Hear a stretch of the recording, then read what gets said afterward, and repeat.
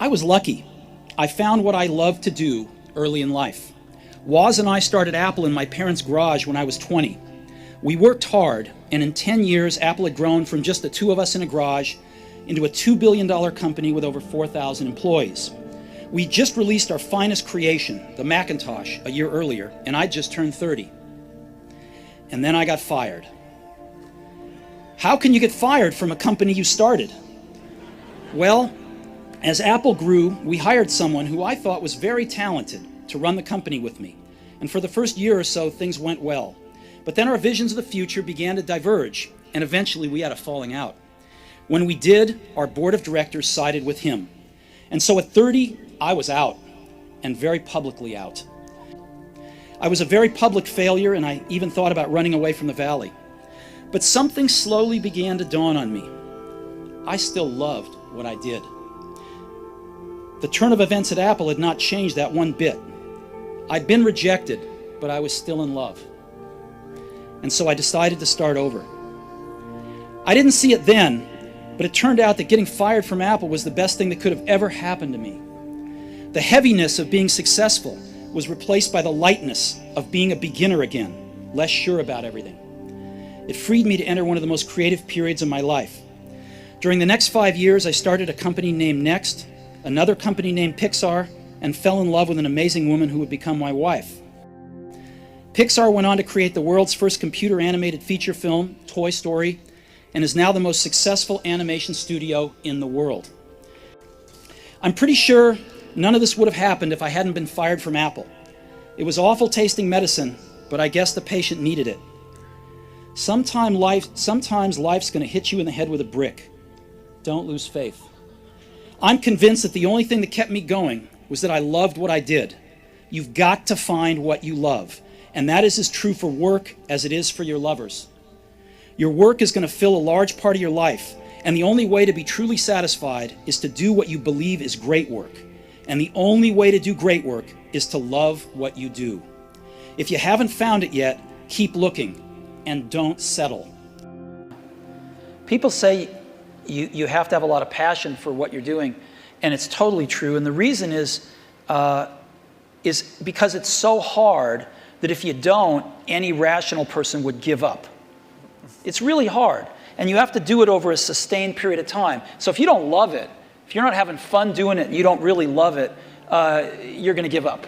And that's what happens to most people, actually. If you really look at the ones that ended up being successful, unquote, in the eyes of society and the ones that didn't, oftentimes it's the ones that are successful loved what they did so they could persevere when it got really tough. And the ones that didn't love it quit because they're sane, right? Who would want to put up with this stuff if you don't love it? So it's a lot of hard work, and it's a lot of worrying constantly. And if you don't love it, you're going to fail. So you got to love it. You got to have passion.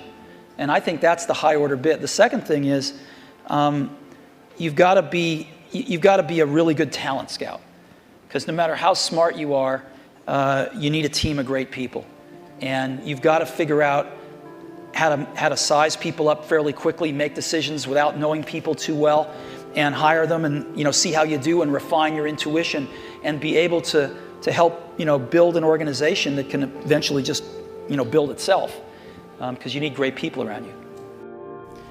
I dropped out of Reed College after the first 6 months, but then stayed around as a drop-in for another 18 months or so before I really quit. So why'd I drop out? It started before I was born. My biological mother was a young, unwed graduate student, and she decided to put me up for adoption. She felt very strongly that I should be adopted by college graduates, so everything was all set for me to be adopted at birth by a lawyer and his wife. Except that when I popped out, they decided at the last minute that they really wanted a girl. So my parents, who were on a waiting list, got a call in the middle of the night asking, "We've got an unexpected baby boy. Do you want him?" They said, "Of course." My biological mother found out later that my mother had never graduated from college and that my father had never graduated from high school. She refused to sign the final adoption papers. She only relented a few months later when my parents promised that I would go to college. This was the start in my life. And 17 years later, I did go to college. But I naively chose a college that was almost as expensive as Stanford. And all of my working class parents' savings were being spent on my college tuition. After 6 months, I couldn't see the value in it. I had no idea what I wanted to do with my life, and no idea how college was going to help me figure it out. And here I was, spending all of the money my parents had saved their entire life. So I decided to drop out and trust that it would all work out okay. It was pretty scary at the time, but looking back, it was one of the best decisions I ever made. The minute I dropped out, I could stop taking the required classes that didn't interest me and begin dropping in on the ones that looked far more interesting. It wasn't all romantic. I didn't have a dorm room, so I slept on the floor in friends' rooms. I returned Coke bottles for the 5-cent deposits to buy food with. And I would walk the 7 miles across town every Sunday night to get one good meal a week at the Hare Krishna temple. I loved it.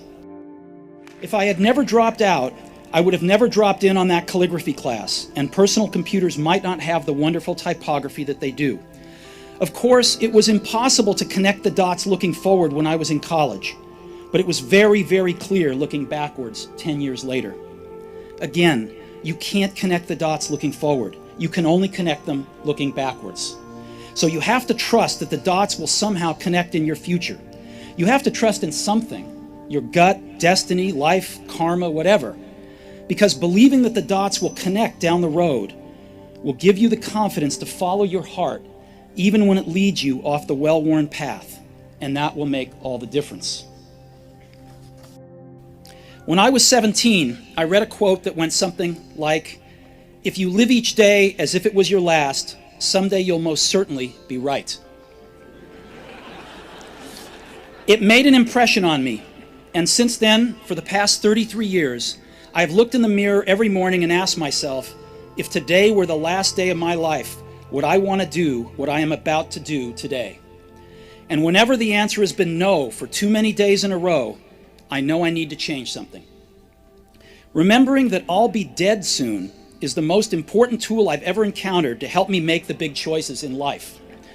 Because almost everything, all external expectations, all pride, all fear of embarrassment or failure, these things just fall away in the face of death, leaving only what is truly important. Remembering that you are going to die is the best way I know to avoid the trap of thinking you have something to lose. You are already naked. There is no reason not to follow your heart. No one wants to die. Even people who want to go to heaven don't want to die to get there. And yet, death is the destination we all share. No one has ever escaped it.